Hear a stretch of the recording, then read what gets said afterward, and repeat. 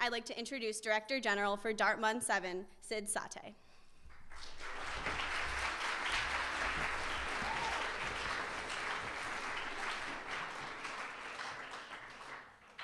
Delegates and faculty advisors, first of all, welcome. We're really happy to have you here at Dartmouth, both those of you here in Alumni Hall and those of you in Overflow. We've been planning this for 11 months now, and I'm so excited that you guys are finally here and ready to roll.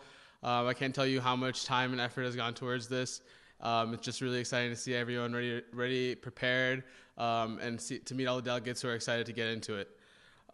So first of all, welcome to the 7th Annual Dartmouth Model U.N. Nations Conference. As this year's Director General, I've had the pleasure and challenge of managing the logistics, organization, and staffing for the largest Model U.N. conference that Dartmouth has ever put together.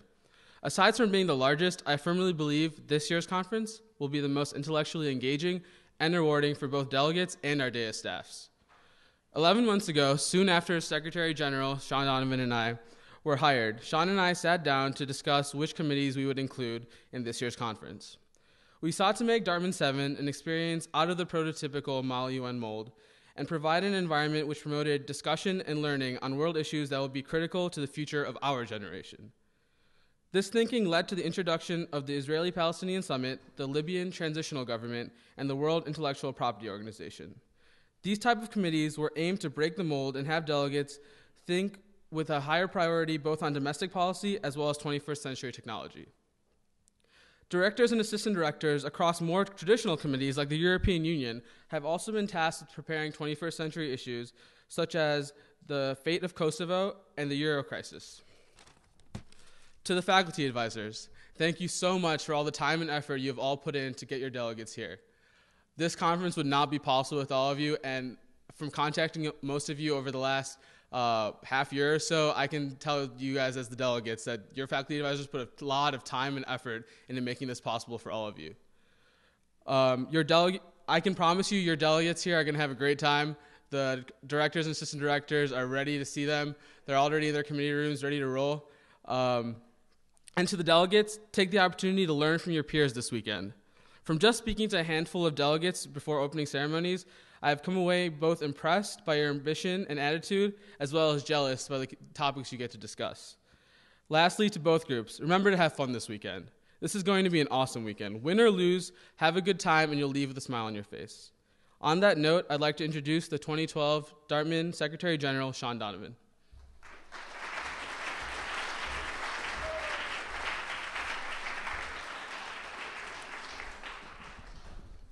I'm a little worried that no one decided to sit up front.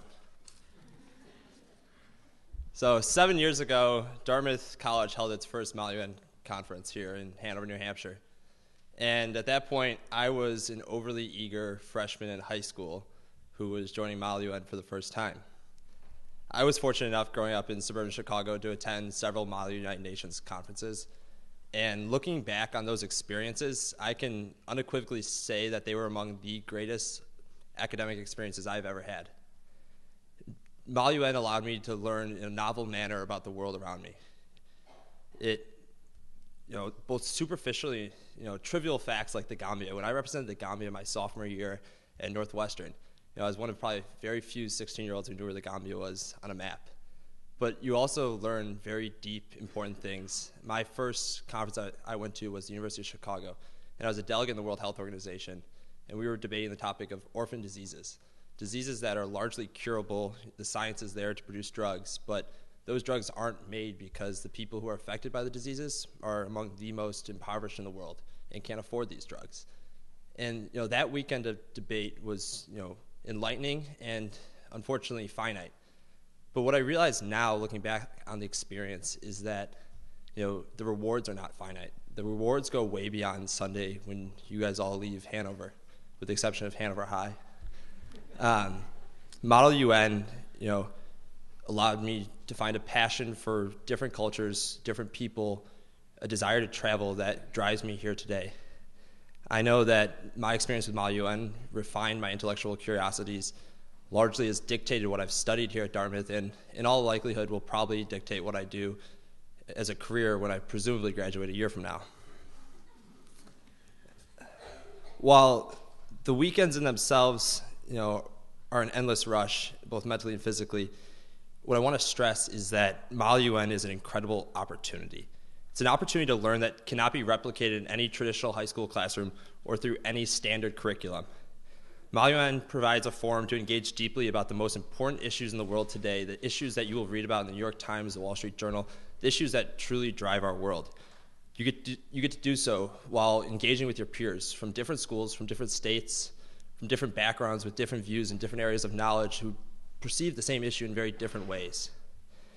You get to do this while also in a high-pace, exciting simulation that is completely driven by you, the delegates. So the point I want to make is, this weekend is truly an opportunity, and it's yours to take advantage of. Do not be afraid to challenge the status quo of the issues that you're going to be debating. Jump at the chance to dive deeply into these issues and think critically about the solutions. Don't hesitate to meet new people and then challenge the views of the new people you meet. Take advantage of the chance to interact with the staff. Ask questions of your director, bounce ideas off your assistant director, and refine your views on these topics. It's only through the interaction amongst people that is fundamental to Model U.N. that you'll come up with solutions and resolutions that at this point are unimaginable. I've attended over 10 conferences as a delegate and worked another 4 as staff, and I truly believe that DartMUN emphasizes intellectual and personal development in a manner that I have not witnessed at other conferences. Dartmouth was founded on the principles of creating an intimate committee environment that allows delegates of various experiences to take an active role and make the most of it. And this year is no different. In addition to 2 novice committees, which will allow delegates who are relatively new to Model U.N. to get a positive experience and to learn the fundamentals of parliamentary procedure and encourage everyone to participate in its fullest. As Sid mentioned, we also have a few, I think, really neat committees in the Libyan Transitional Council, and the Israeli-Palestinian Summit. These committees, you don't take on the perspective of a country, you take on the perspective of an individual without a personality that you have incredible latitude to devise and think about original positions and ultimately determine how that committee turns out. I was just talking about Sid, I have no idea what's going to happen with Israel and Palestine, and that's exciting for me. I've met some incredible people in my 3 years here at Dartmouth, and the Dartmouth staff is, once again, no exception. We have a staff that comes from all over the world, from the capital of the Czech Republic, Prague, to a small town in India, to countries throughout Africa. And not only do we have various backgrounds, but various experiences largely facilitated by Dartmouth. We have staff that's worked for UN agencies such as UNICEF. We have staff that have worked for the U.S. State Department and foreign embassies and consulates. And it's remarkable when I think about the last 12 months and how much work the staff has put into this conference, despite being spread across the globe. From organizing logistics to researching these topics to writing background guides to ordering supplies. It's remarkable the amount of effort that goes into it. But I know that we rationalize spending a year to prepare for these next 3 days because as a staff, we recognize how rewarding Model U.N. is. I'm truly ecstatic that the conference is finally upon us. And I know you delegates will be the facilitators of political debate, the sources of innovative ideas, and ultimately the reason why this conference is a success. As Sid said, learn something, meet a new friend, but most importantly, have fun. And at a bare minimum, you'll get a chance to laugh at me when I try to dance Saturday night. So to kick off the conference, we have a truly remarkable keynote speaker. Ambassador Ken Yelowitz just finished serving as the director of the John Sloan Dickey Center for International Understanding here at Dartmouth College. Before joining the Dartmouth family, Ambassador Yelowitz served for 36 years as a career diplomat and member of the Senior Foreign Service. Most recently for the U.S. Department of State, Ambassador Yelowitz served as ambassador to Georgia from 1998 to 2001. As ambassador to Georgia, his diplomatic efforts prevented the spread of the Chechen War into Georgia, and for that, he was awarded the U.S. State Department's Fraser Award for Peacemaking and Conflict Prevention. Before becoming chief U.S. diplomat in Georgia, Ambassador Yelowitz served as ambassador to the Republic of Belarus from 1994 to 1997. Prior to becoming an ambassador, he also worked in The Hague, Moscow twice, and the U.S. mission to NATO in Brussels, in addition to his service domestically as country director of Australia-New Zealand Affairs, deputy director for economics at the Office of the Soviet Union Affairs, and congressional foreign affairs fellow. Ambassador Yelowitz won the State Department's Superior Honor Award for his coordination of the interagency U.S. response to the 1983 Soviet shooting down of Korean Airlines Flight 007. Upon retiring from the State Department, Ambassador Yelowitz taught political science at Georgetown University and was a diplomat in residence at American University before making the wise decision to join us here at Dartmouth. Please join me in welcoming Ambassador Yelowitz. Thank you.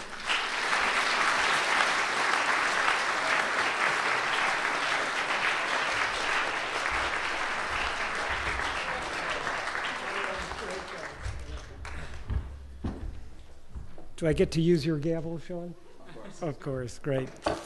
Mr. Secretary General and all of the distinguished UN representatives here, and to all of you, a very, very warm welcome.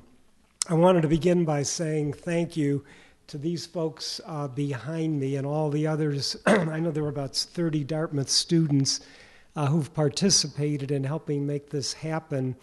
And one of the dirty secrets about being a diplomat is you have to know a lot about organizing events, congressional delegations, meetings, and conferences. And I'm well aware of what goes into something like this. So I really take my hat off to them. And please give them a very strong round of applause.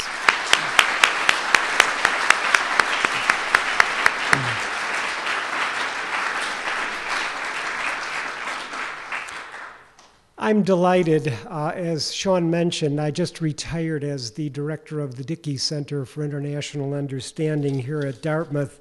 And you'll see on your program, way down in the corner here, is a symbol of the Dickey Center. And I'm very proud that for 7 years, we have very enthusiastically supported this event. It started out a bit more modestly, but it has grown, and I can't tell you how pleased I am to see this. I'm pleased for a number of reasons. I do a lot of speaking at groups that are interested in foreign affairs and foreign issues, and to be perfectly frank with you, usually when I walk into the room, the demography looks much different than the demography I'm staring out upon right now. Usually it's folks who look like me, with gray hair and gray beards.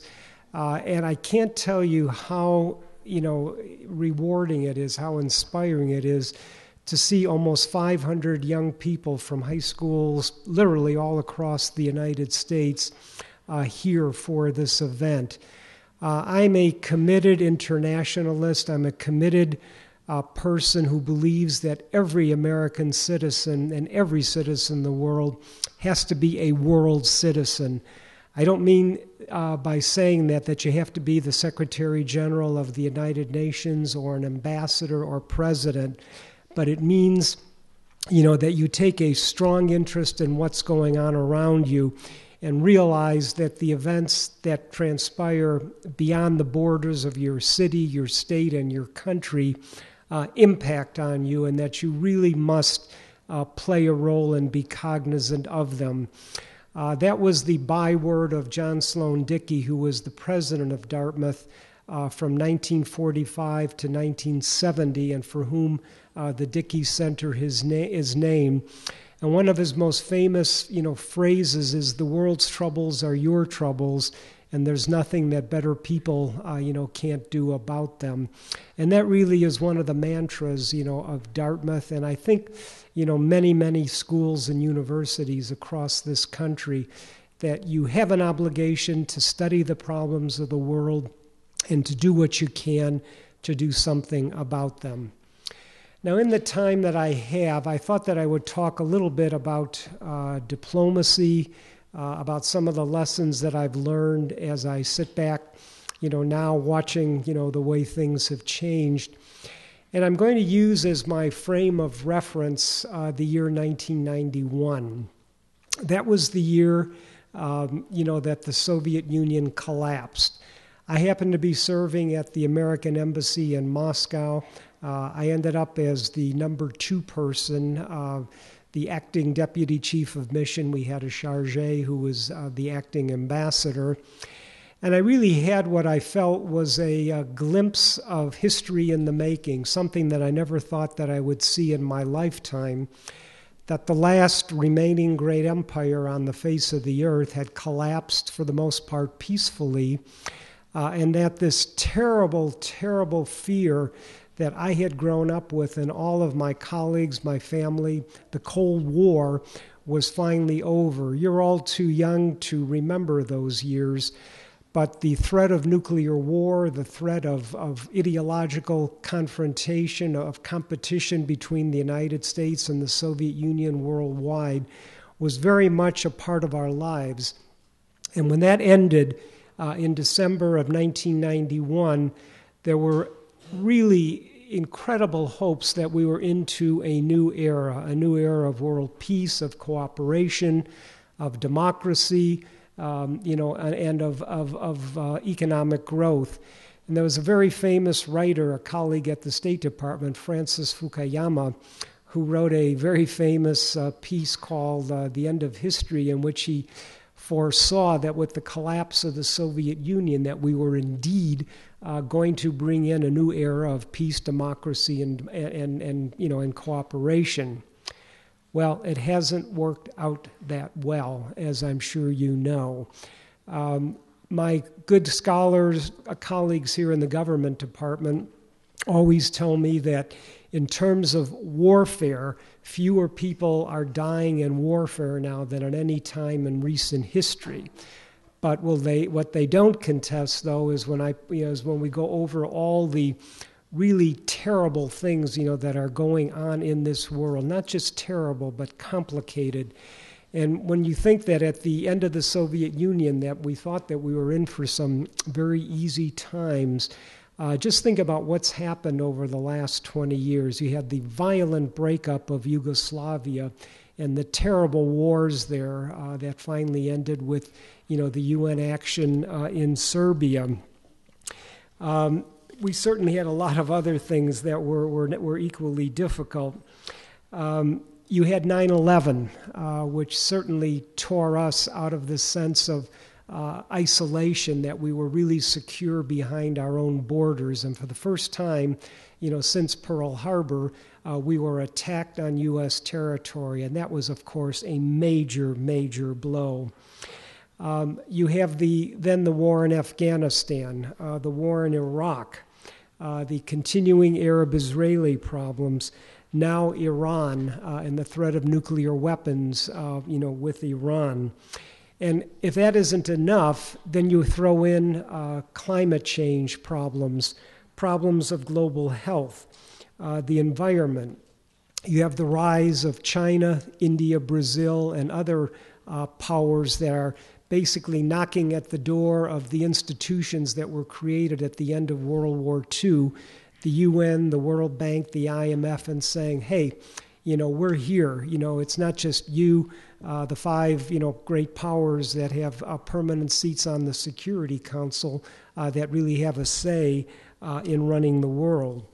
And then more recently, of course, the economic collapse, the economic financial collapse, which really has done a lot of lasting damage, and which we're still, not out of by any means imaginable. And the way I like to describe this sometimes overly complicated world since 1991 is that it's a world that's both coming together and pulling apart at the same time. It's coming together, as you guys know far better than I, through communications, through social networking, through Facebook, through Twitter. You've all seen what happened, the role of these forms of communication in terms of helping push forward the Arab Spring, with demonstrations in Iran a couple of years ago. This is really unprecedented, and your generation, you're the ones who are going to deal and work with these new forms of communication, and it's going to shape your world in a much different way than mine existed.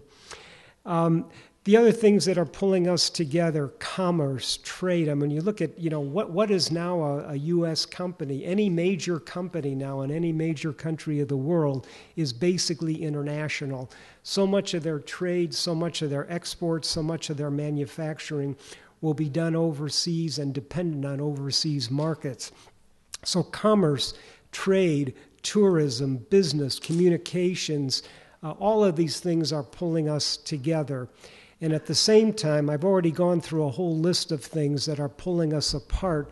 But when you add to them poverty, the scourge of poverty is still with us, in a very, very real way, and is not going anywhere. Terrorism, I talked about. Ethnic and religious conflicts are still unsolved in many, many portions of the world. My area of the world, the area that I specialized in for so many years, the former Soviet Union, we thought we had a conflict that was frozen in a place called Abkhazia on the Georgian-Russian border. And lo and behold, in 2008, Georgia and Russia went to war. And it was a very, very serious situation in which there was a concern that, at one point that perhaps the United States might intervene. We didn't, of course, but it was a prime example, that in this day and age, you can't assume that anything is solved, quiet, peaceful, because it can rise up, to bite you very, very quickly. So it's a world in which things are coming apart and pulling together at the same time. Now, what does this mean for diplomats? Everyone thinks, there was a former senator by the name of Jesse Helms who once accused State Department diplomats of excelling at one thing, and that was going to tea parties and serving cookies. And we often laughed at that, as I walked around, for example, in Georgia with armed bodyguards because of personal threats, or power failures in which you had no electricity or no heat in the wintertime. And I often thought to myself, I wonder how Senator Helms would enjoy this particular environment. But anyway, I turn that, I just leave that aside for the moment. Diplomacy is different today. And today's diplomats, in fact, I'm really happy I took the Foreign Service test 40 years ago because I'm sure I wouldn't get in today. It is very, very, very complicated in terms of the issues facing the United States and facing American diplomacy. Let me just give you a few of the things that are also complicating the conduct of diplomacy. Cable news. When I was in Moscow last in the 1990s, CNN was just beginning to get started. Now you've got cable news and internet 24 hours a day, shooting stuff out. There are no secrets. Anything is going to get, on the wires within a couple of minutes. And I can tell you that is not easy when the State Department Ops Center is calling you up and saying, what the heck is going on? CNN is reporting there's a coup in Moscow. And we would go out into the streets and say, not happening. We don't know where this is coming from. So, there is that problem of trying to stay ahead of the news cycle, which is not easy at all. A second thing is the internet, and this is where it gets very, very interesting. Classical diplomacy, you take your instructions from your home Ministry of Foreign Affairs. In the case of us, it was the State Department. And the form of the instruction was a cable signed by the Secretary of State, not necessarily, in person, but with the authority of the Department of State instructing you, the ambassador, to go in and do something. Well, that was all well and good. We understood all that. Well, then you had the internet, and all of a sudden people were communicating with their home agencies. And here, let me just digress for just a moment. When you're an ambassador overseas, it's not just the U.S. State Department, that individuals, officers who are under your responsibility. Depending on the size of the embassy, there may be 15 or 20 other agencies of the U.S. government represented at your embassy. In Georgia, we had the Defense Department, we had the Commerce Department, we had the Treasury Department, we had the Agency for International Development, and we had a couple of others whose names I won't divulge. But nonetheless, and I say, when you go into a meeting as an ambassador and you've got all these different agencies out there, they have to understand that you, as the ambassador, are the personal representative of the President of the United States, and therefore you are the only one in that country who speaks with finality for the United States. Some of these other folks from other agencies who've never been overseas don't understand that.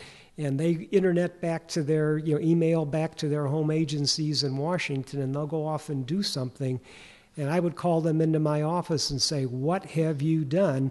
They say, "Well, my agency in Washington told me to do this." I said, "Was it signed by the Secretary of State?" "No." Well, I said, "It has no legitimacy here." So that's another complexity.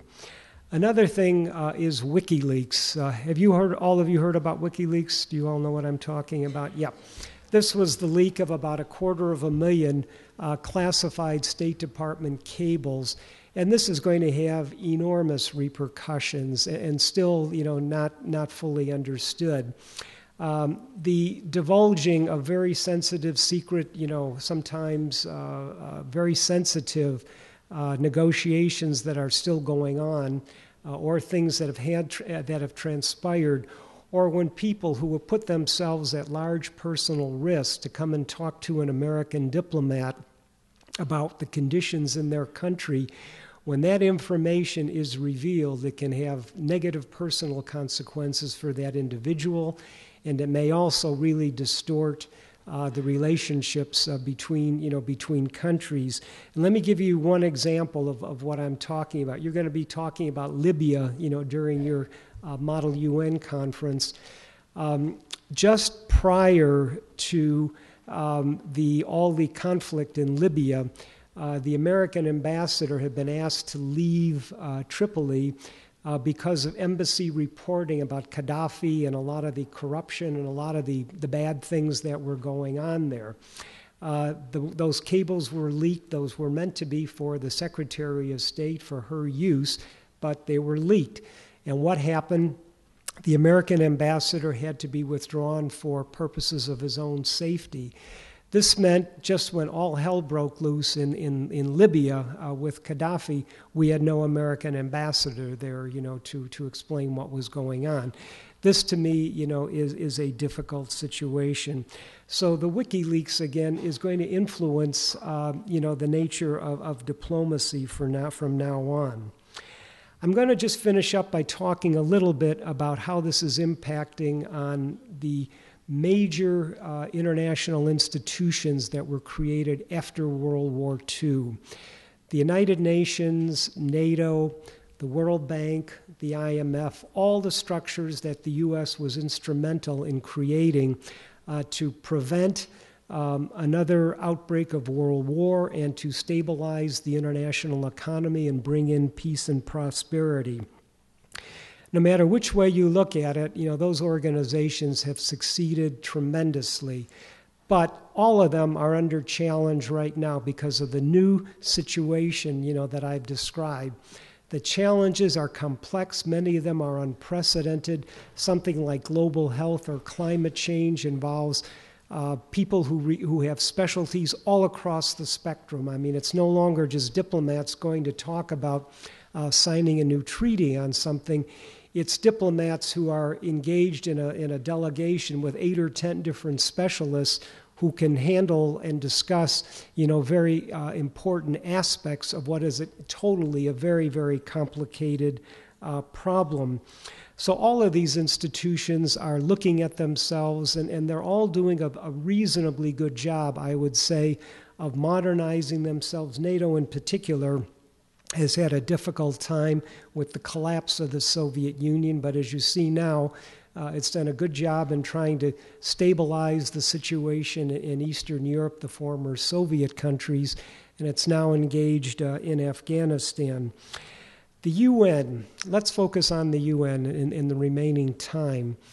The UN was established, obviously, you know the failure of the League of Nations after World War I, and the idea was that this was not going to happen again, that an institution was going to be created this time that would survive and that would really contribute to world peace.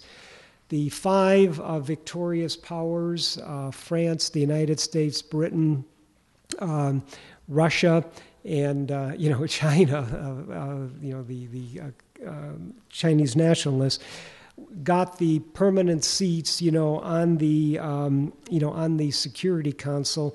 The idea being that the victors after World War II were hopefully going to continue their cooperation and really lead us into the kind of situation that Mr. Fukuyama foresaw, about 25 years later.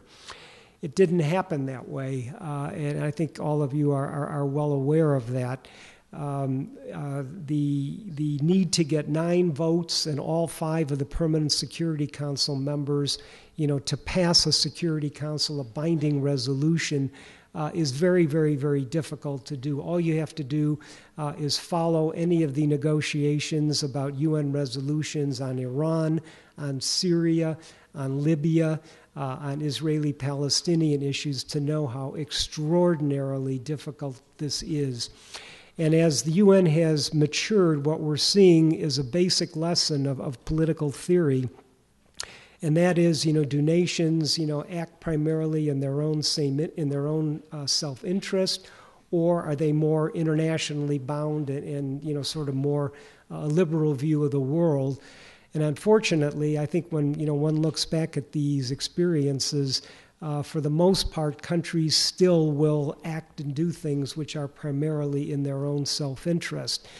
This means that the UN, to get a Security Council resolution, the stars have to be aligned to get everybody, to vote for that. Just think of what happened, with us. We went to the United Nations over Iraq, before the invasion against Saddam Hussein. We didn't get the resolution, and we still went ahead.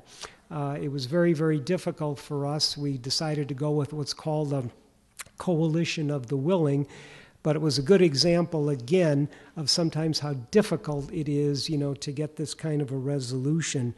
Right now, getting resolutions on Iran and Syria has proven extremely difficult, and that is in part because of what happened a little bit earlier with Libya. There was a Security Council resolution passed basically to protect civilian populations in Libya. And the Russians and the Chinese, of course, voted for this. And now they are bitterly opposed to anything more stringent, with Syria and Iran, because they feel that a resolution could be distorted and lead to an effort to overthrow, just as what happened with Libya. And of course, the reason that bothers them most of all is they're most afraid that it could happen, to them eventually. So we have a situation now, with Syria and Iran, where it's extraordinarily difficult to bring the Russians, and then the Chinese along. And in the face of, the slaughter of almost 10,000, individuals in Syria, it's still not been possible to get, particularly the Russians, to go along. There's some hope now of a more modest type resolution on a peace plan that was negotiated by none other than the former UN Secretary-General, Kofi Annan. And again, keep in mind UN, because again, that's a very important role that the UN can play. So that situation indicates, again, the difficulties, of the Security Council acting. It doesn't mean it's impossible, but it means it's very, very difficult. I'm going to just finish up by talking a little bit about the differences between multilateral and bilateral diplomacy. I was an ambassador to 2 different countries at 2 different times.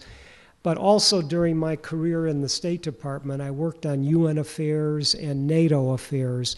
And for those of you who are interested in a career in diplomacy, and I hope that you are, they're really different worlds. As a bilateral diplomat, you are assigned, you are accredited to one country, and your basic job, is to present the views of the United States to that country, to do the reverse, present the views of that country to the United States. But basically, your job is to be able to interpret for Washington what's going on in that country and how best to promote and protect U.S. interests, with that country. You don't do that at the UN because it's not one country. You're doing it with close to 200 countries. And it's a very, very different form of diplomacy. If you're working on General Assembly resolutions, extremely difficult, to try to work 200 different countries. But that's what our mission, to the UN is doing. They're out there every day, talking to people, shaking hands, trying to go up to delegations of other countries and say, this is the U.S. position. We think it's sound. We would love to see you support us. It's much more difficult in the Security Council, as I've already indicated. That's where the U.S. ambassador to the UN spends most of her time in very tough negotiations, trying to get Security Council resolutions, approved, and not very easy at all. If you do become a diplomat, I would strongly advise having an opportunity, if you can, to do both. Because it's really fun to be in a particular country, get to know the people, and if you become the ambassador to that country, I can tell you there's no better feeling than to walk into a meeting and sit across from the president of that country and know that you're speaking for the President of the United States. It's an awesome responsibility and something that really, really is worth working for. The advantages of the multilateral diplomacy, again, you really learn how to develop consensus. You learn a little bit better how to negotiate, because when you get a resolution, there's a lot of give and take. And that's where you do a lot of wordsmithing. And if you can drop a "the" or an "it" or something in a resolution, it may all of a sudden be acceptable, to someone when it was not acceptable before. So you've got to know, what's going on. In conclusion, going back to the UN, I often describe the UN. The UN right now in the United States, to me, very unfortunately, sometimes is in a bad odor. I think that's because people don't understand what it does, the value that it performs, even though it's not always successful. I always point to the specialized agencies. When you're overseas, and when you see what the UN High Commissioner for Refugees does, or the UN Development Program, or UNICEF, there's very good reason to be very, very pleased with what the UN does. And a lot of that work is simply not appreciated. The UN gets criticized for bloated bureaucracy, for inaction, for all kinds of things. But I always remind that the UN is only as good as its member states and the permanent members of the Security Council allow it to be. If they don't want things to happen, they're not going to happen. They're not going to give the funding. They're not going to approve the resolutions. So when people knock the UN, I always say that's not very fair. You have to look at what the UN is able to accomplish within the constraints in which it works. And the way I always like to sum it up is if the UN did not exist, it would have to be invented. Just look at problems like, I hope you're somewhat familiar with the law of the sea and climate change. It's something that I've gotten very interested in.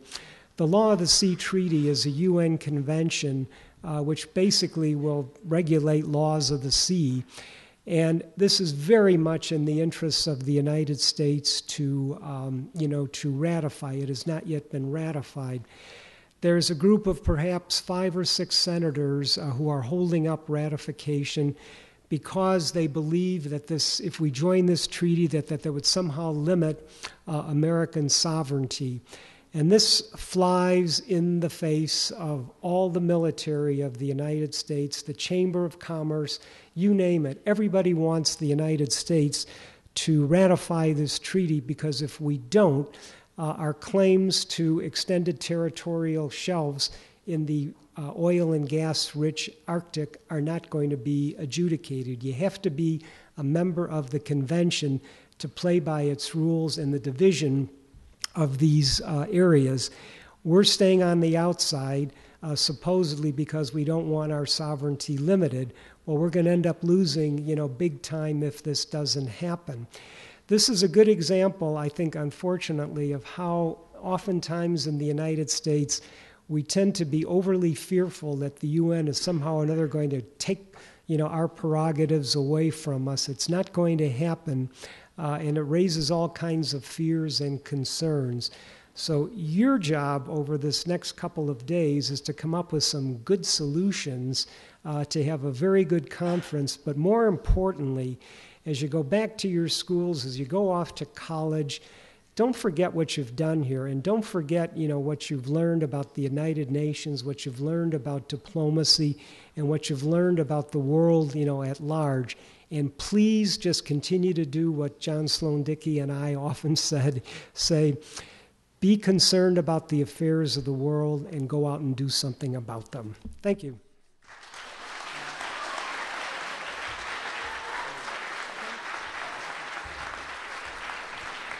Thank you, Ambassador Yalowitz.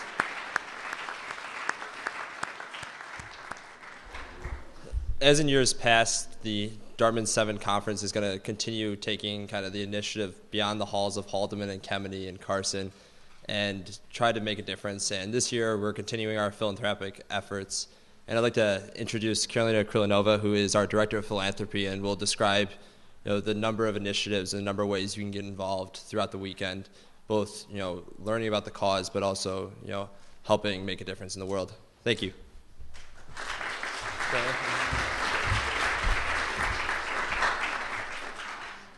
Good afternoon, ladies and gentlemen, honorable guests, dear staff.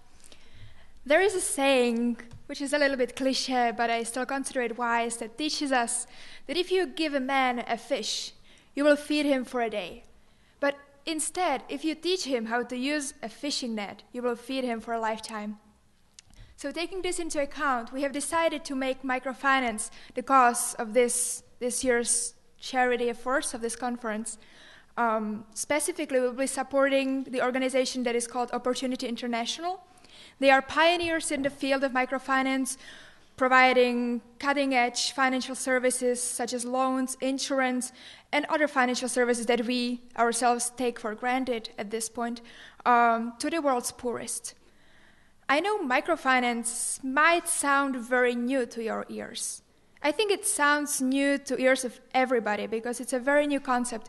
And I myself have become acquainted with microfinance no longer than about a year ago when Jacqueline Novogratz, one of the mothers of microfinance or microcharity, has come to Dartmouth to speak about why she decided that giving the world's poorest opportunity rather than making them subject to dependency on traditional aid is what she wants to do. In her book that is called The Blue Sweater, that some of you delegates are actually going to win as a reward for the best position papers, she mentions what it was, what experience has inspired her to start thinking about providing financial services to the most impoverished people on the planet. So the story that she describes, and in the story she mentions herself as a young and naive volunteer, she says that when she was working in Kenya, she had a friend whose husband has recently passed away, and her family was experiencing both emotional and economic troubles, of course. And so she thought, let's get a loan. That's a logical solution to at least half of their problems. So she took her friend to one of the well-established banks in Nairobi, the capital of Kenya, and to her surprise, her friend was not even led to the lobby of the bank. That's when she got the idea that even the poorest of this planet can benefit from basic securities such as insurance, savings accounts, financial literacy, etc., etc. At this conference, we will dedicate our efforts to raise money for Opportunity International, especially because Opportunity International is one of the really one of the institutions at the forefront of research and the forefront of implementing new strategies, how to push microfinance even further than it's already been. Microcredit, just to make sure that you guys know what is the very basic of microfinance, I will not take much longer. Microcredit is intended for the borrowers to establish small businesses, such as buying a cow or establishing a vegetable stand, that can sustain their families and even improve the standards of living and break them away from the cycles of poverty that they are trapped in. So this conference, we are going to employ multiple measures how to raise funds for Opportunity International. When you were coming in, you might have already seen the T-shirts that have been located right next to the registration. We are also going to be selling pens, lollipops, and snacks during snack break. Do not worry about the details. Your committee directors should be giving you more details soon, and nothing is more complicated. However, because we understand that you are young, bright, active members and citizens of one of the most developed countries in the whole world, we evaluated what is more for us. The money that we can donate to Opportunity International, or the opportunity to actually educate you and make a long-term investment into the future of microfinance and charity and caring about the world in general. So the main point that we want to make in this conference is actually teaching every single one of you how to work with a fishing net of microfinance. So please do not hesitate to ask questions. There is an info board right next to the T-shirt. Contact us. Try asking for more information if you're interested. We will try our best to actually make you understand what microfinance is all about. And that will be all from me. Thank you.